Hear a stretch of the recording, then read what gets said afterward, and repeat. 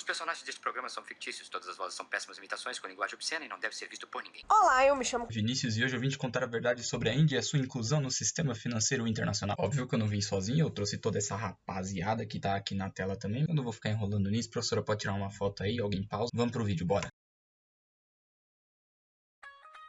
É óbvio que como você, pessoa de muito bom senso, sabe que a gente não pode pular direto para a inclusão no sistema financeiro internacional antes da gente entender a história. Então eu vou começar falando um pouquinho de como foi a colonização e o sistema de castas na Índia, que é usado até hoje, na verdade. Não a parte da colonização. É óbvio que eu não vou falar da colonização inteira, né? Mas a gente tem que lembrar que ela foi colonizada pela Inglaterra. Mas por conta disso, a burocracia estatal e a estrutura do sistema financeiro foi muito impactado por causa desse período colonial.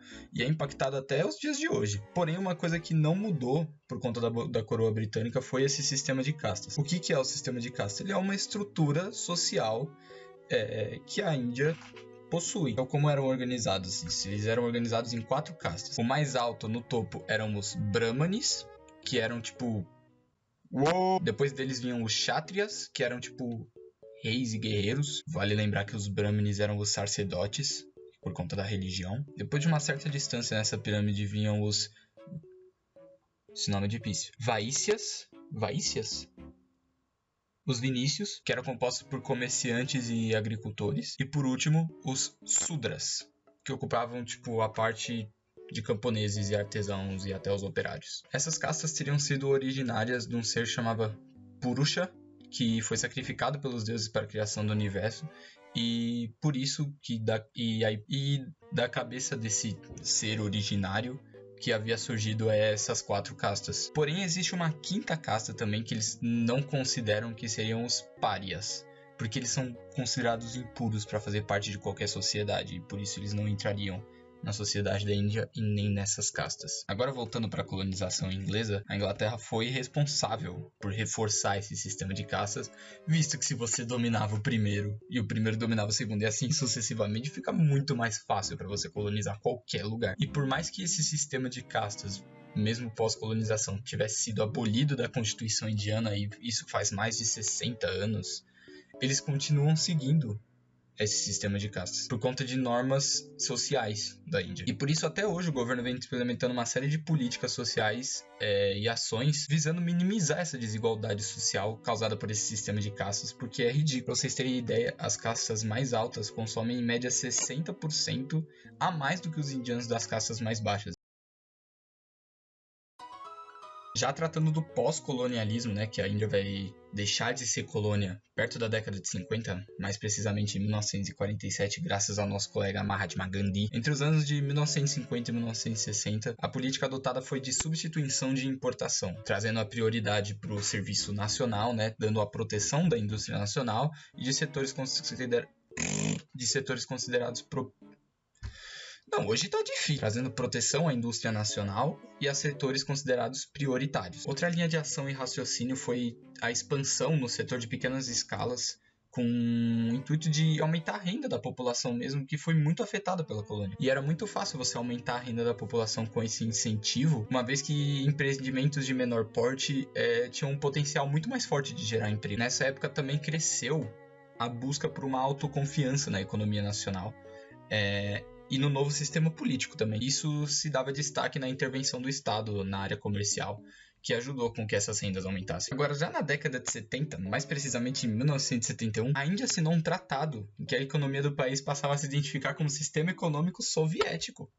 Sim, mas isso na verdade não é surpresa. Se você parar para pensar que desde que ele deixou de ser colônia até esse tratado, a economia indiana passava por uma forte presença estatal, destacando muito a existência de empresas públicas nos setores considerados como essenciais para o crescimento da indústria base, ainda mais com a política de substituição de importação também implementada anteriormente. A gente ainda também deve destacar a existência de uma pequena abertura comercial dada pelo License Raj. O que era isso? Era um sistema de licenciamento para investimento que reduzia as oportunidades de investimento fora da Índia, ou seja, a maioria dos investimentos de dentro da Índia não eram para fora, eram na própria Índia. Agora, por volta de 1977, teve uma reviravolta muito grande na parte da política por conta do primeiro-ministro, que procurou promover mudanças em aspectos fundamentais da economia indiana. Vamos lá. A primeira foi o aumento de subsídios e programas de bem-estar social. A segunda foi o primeiro passo para... A segunda foi o primeiro passo para liberalizar... A segunda foi o primeiro passo para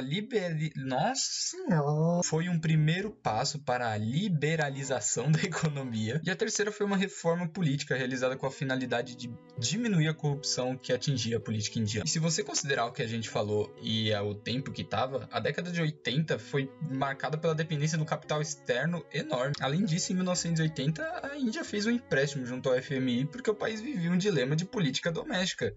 Isso afetava diretamente na economia. E eles só fizeram isso em resposta a um déficit que estava crescendo muito na economia.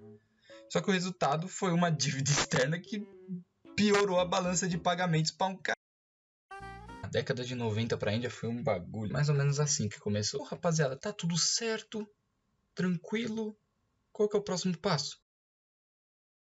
E se a gente entrar em crise? Óbvio que nenhum país pensa desse jeito, mas graças aos empréstimos com o FMI nos anos 80, a dívida pública representava só 55% do PIB da Índia na década de 90, no início da década de 90. O investimento em ativos improdutivos acabou causando uma futura crise econômica gigantesca e o risco de endividamento estava muito grande. Isso vai levar a gente para a mudança nas políticas econômicas na década de 90, mas envolvendo a crise que a Índia passou em 91. O primeiro-ministro da Índia escolhido foi um cara que estudou fora, ou seja, ele tinha uma visão da Índia externa. Esses caras que vinham estudados de fora, eles eram chamados de lateral entrantes na política indiana. Para resolver essa crise, a Índia decidiu que podia pegar outro empréstimo com o FMI e que, graças a políticas, se acabou causando menos endividamento nacional, o que colaborou ainda mais com a abertura da economia.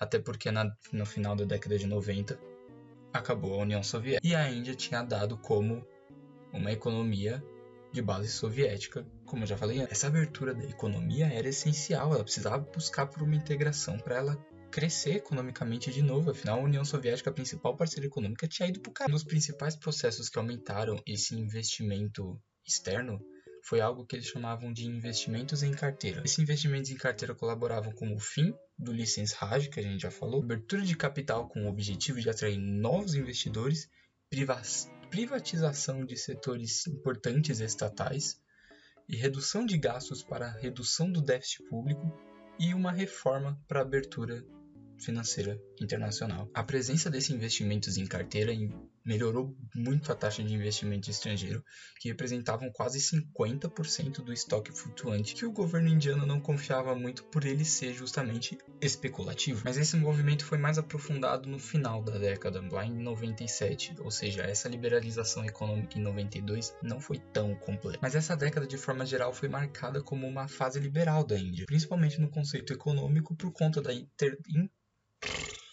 Mano, não é meu dia de falar, principalmente por conta da internacionalização da economia indiana. Esse estoque flutuante que eu falei fazia parte do regime flutuante, que era abertura política para entrada de capital externo. Isso era basicamente o início do fim das restrições de comércio. Eles estavam abrindo quase de uma vez para o mercado externo. Em 96 é criado a National Security Depository Act, que era um lugar de depósitos eletrônicos que fez com que o país entrasse na IOSCO, que era um regulamento de mercado para securities, que era o quê? Proteger os investidores, facilitar as transações internacionais com menos risco de falha no sistema e até mesmo o risco do dinheiro não ir e não voltar, essas coisas. A entrada do país na IOSCO junto com esse mercado de securities era para mostrar que o seu mercado era seguro e confiável, fazendo com que os investimentos sejam maiores e melhores. Até porque o momento lá, na época, era benéfico, tinha muita liquidez internacional. Porém, contudo e todavia, existia uma pressão do BIRD e do FMI para manter o controle da taxa de câmbio de uma forma global. O que eles queriam era igualar a taxa de juros para a criação de uma taxa de juros mundial mais comum e corrigir os desequilíbrios de países periféricos para que eles pudessem se internacionalizar também. Aqueles investimentos em carteira, como eu já disse, eles eram muito restritos aos fundos de investimento e não houve uma abertura plena, porém foram esses investimentos em carteira que fez com que o fluxo de capital dobrasse no país, porque realmente mostrou que era muito seguro. Beleza, chegou o ano de 2000, a gente nasceu, 2 torres caiu. E aí a Índia? A Índia na década de 2000 tava com muita dificuldade para mapear a fronteira por conta de falta de registro. Sim, os caras não tinham um RG. Na verdade, o documento que você tinha lá era passaporte, mas mesmo assim continuava muito difícil. Você não tinha registro biométrico, você não tinha registro demográfico de nada na hora. Então a comissão de... Esse nome é complicado. A comissão de Rangaranj decidiu que a melhor maneira para resolver a situação seria criando um número de identificação. E assim foi lançado o projeto Aadhaar em 2003. Ou no inglês, Unique Identification Authority of India. Ou o IDAI. Rapaziada, isso aqui tá um caos. Tá uma zona, hein? Eu não tô gostando. Beleza, e o que você vai fazer pra arrumar? Acho que eu vou criar um CPF. Isso não é pra gente inovador. Basicamente é um CPF dos caras, só que em vez de ter 11 dígitos, tem 12. Porém, ele é um dos sistemas de identificação biométrica mais sofisticados do mundo. E o maior sistema do mundo, porque a Índia tem só 1,3 bilhão de pessoas. Esse número passaria a ser usado como uma identidade regular. E no começo ele era visando alcançar 40% da população num período de 2 anos. Tudo bem que 40% daquela parcela dá uns 2 Brasil. O IDAI lançou... Mano, eu não consigo com esse nome. O IDAI elencou um grupo de 220 agências, no começo, governamentais e privadas, que estariam aptas a se envolver no processo de coleta de dados e na emissão do documento. Depois de 3 anos, o Aadhaar lançou um sistema online de verificação de números. Do número do Aadhaar. Esse sistema possibilitou que bancos, empresas e agências pudessem pesquisar o número e verificar se o indivíduo era realmente um residente da Índia, se ele não era só um hackerzinho do Paraguai. Considerando que dentro de 2 anos eles queriam alcançar 40% da população, em 2013, que passaram-se cerca de 4 anos, quase meio bilhão de pessoas estavam inscritas no Aadhaar. Porém, no mesmo ano ocorreu um litígio de interesse público contra o governo que alegava que o governo não tinha capacidade suficiente para suportar e guardar essas informações, porque era muita gente. Porém, contudo, todavia, a National Payment Corporation da Índia lançou um sistema de remessas baseado nesse Aadhaar e que, abre aspas, com o sistema, o cidadão cadastrado no banco de dados poderá usar o seu número de telefone contactado ao número digital para realizar transações de até 5.000 rúpias indianas, migrando para um app mobile banking para valores superiores. Ou seja, facilitando a vida de gente e facilitando muito. O único sistema foi capaz de suportar metade da população, permitindo assim a criação de contas bancárias que possibilitam novas contas poupanças e investimentos em um país que anteriormente não possuía quase um documento nacional fora o passaporte. O projeto Aadhaar possibilitou não somente, essa parte, mas ele se tornou uma ferramenta muito útil para o governo para você quantificar a sua população. Também útil para o crescimento da economia indiana, que com essa ferramenta você tem a criação de contas bancárias de uma forma exponencial. E não parou por aí o crescimento disso. Em 2015, o serviço da Índia DigiLocker foi lançado permitindo que todos os indianos possuíssem o Aadhaar, conseguiriam digitalizar todos os seus documentos, o cartão do Aadhaar, a sua carteira de identidade, sua carteira de motorista e colocar tudo numa nuvem. É o nosso app do gov.br, só que é o gov.i. Isso perto de 2020, quase 1,3 bilhão de pessoas já usavam o Aadhaar. Basicamente, todas as pessoas usavam o Aadhaar. Eram quase 1,3 bilhão de pessoas usando esse sistema. Isso com todos os benefícios citados, pelo menos 92% dos usuários do Aadhaar confiavam fielmente nele. E segundo o relatório da Identification for Development do World Bank, abre aspas, existem cerca de 1 bilhão de pessoas no mundo que não conseguem comprovar de forma oficial a sua identidade. Em países subdesenvolvidos, metade das mulheres não tem um documento de identidade, o que limita o seu acesso a serviços fundamentais e impede elas de atuar em área econômica e política, reforçando assim tanto a desigualdade social quanto de gênero. A identidade digital do Aadhaar consegue mapear e entender muito melhor os cidadãos de uma localidade. Dessa forma, é possível não apenas pensar em benefícios e serviços para atrair indivíduos, mas também compreender melhor suas necessidades e as lacunas presentes na identificação da população, como um todo. Por ser gratuito e fácil de obter e se registrar dados, por registrar dados de biometria do cidadão, mesmo aqueles que anteriormente não puderem emitir documentos, estão capacitados de solicitar o cadastro do banco de dados do Aadhaar. Aqui, agora que a gente vai começar a ver que o buraco é muito mais embaixo. Agora eu vou falar um pouco também sobre como a Índia teve a inclusão no tijolos, né? O BRICS. O termo surgiu em 2001 com um artigo de um economista chamado Jim O'Neill, em que ele falava de países que possuíam grandes populações, grandes economias em desenvolvimento e governos interessados em se abrir para mercados mundiais e que poderiam se tornar potências mundiais, citando Brasil, Rússia, Índia, China e África do Sul. Então, dessa forma, se a gente for analisar a Índia dentro do BRICS, a gente pode dizer que ela teve um processo de muita liberalização, principalmente a partir dos anos 90, né, que teve o crescimento em várias áreas com políticas mais amplas, como a industrial, comercial, tecnológica, que a gente já citou. Se você colocar isso numa visão de desenvolvimento a longo prazo, a Índia continua atuando em setores muito bem estratégicos.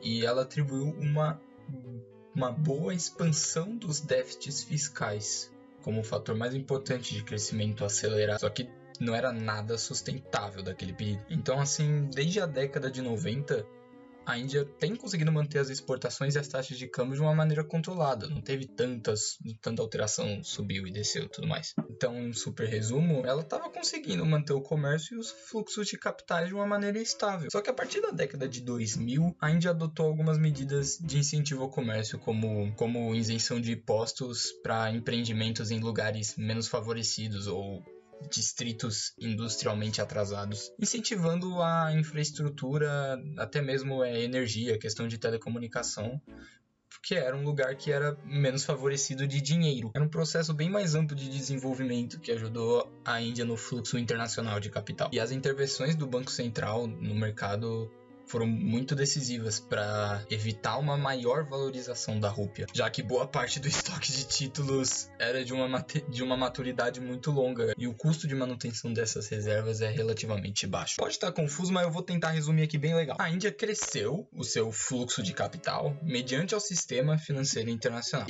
Mas vamos fazer uma comparação entre Índia e Brasil. Mas antes de fazer comparação, é bom que a gente entenda que a Índia optou por fazer uma inserção mais prudente e autônoma, regulando a entrada desse dinheiro internacional aos interesses nacionais. Ao contrário do Brasil, que fez uma inserção subordinada aos interesses do capital. A Índia deixa a taxa de juros muito mais favoráveis a investimentos produtivos em um sistema mais a longo prazo, e se você colocar para o Brasil, ele deixa taxas de juros mais elevadas e acaba atraindo capital de curto prazo, que vai entrar e vai sair rápido dependendo da taxa de juros como tá, e questão de inflação também. O país se torna assim, no caso do Brasil, muito mais vulnerável para o exterior, para quem está fora. A acumulação de reserva internacional é parecido. Ambos os países apresentaram ao longo do tempo diversos problemas nas suas balanças de pagamento, tanto que o acúmulo de reserva se deu principalmente por causa de empréstimos feitos pelo FMI e pelo BIRD. Se a gente for comparar também a taxa de câmbio com o Brasil, o seu regime cambial, na verdade, a Índia ela administra o seu regime com uma conversibilidade restrita da conta capital e financeira. E é um exemplo bem sucedido de gerenciamento na política macroeconômica, porque você tenta criar um ambiente de estabilidade que seja favorável para o crescimento do país, no qual a estabilidade da taxa de câmbio cumpre o papel fundamental. Só que você olha para o Brasil, e que tem buscado um ambiente de baixa inflação e estabilidade, mas nunca um ambiente para crescimento. Olha o tamanho da taxa de câmbio que o Brasil vem tendo em crescimento e o tamanho da elevação da taxa de juros que a gente bateu. Agora para você. Você mesmo que tá no celular dormindo, não tá entendendo porra nenhuma na hora que você não prestou atenção no vídeo. A Índia é organizada em castas de uma forma social religiosa que facilitou com que a Inglaterra colonizasse a região. A Índia fica independente em 1947 graças ao realmente imbrochável Mahatma Gandhi. Desde a sua independência até 1980, a Índia adota um modelo socialista de economia, o que consiste em investir estatalmente em construções de indústrias e infraestrutura. Já em 1990, com o fim da União Soviética, ela adota um modelo neoliberalista que melhora ainda mais os investimentos externos, fazendo com que a Índia receba grande investimento externo. Na década de 2000, ela entra no BRICS e na última década conseguiu mapear todos seu território com o sistema do Aadhaar. Seu crescimento for baseado na independência e na forte estatização de investimentos, fazendo com que a Índia cresça de dentro para fora e não dependente do mercado externo. O fato da Índia ter sempre uma população extremamente grande também facilitou muito para que as pessoas notassem que era um país de investimento seguro, e é assim que a Índia entra no mercado financeiro internacional. Falei pra caralho. Eu espero que vocês tenham entendido. Espero que vocês tenham gostado. Deu um trabalhão pra fazer isso. Eu agradeço também a todo mundo que me ajudou. Tenho que dar crédito também pra todo o meu grupo que fez essa pesquisa incrível. Não posso pegar o crédito só pra mim porque eu falo besteira. Mas acho que o maior resumo daqui é que política vai me fazer me jogar num prédio.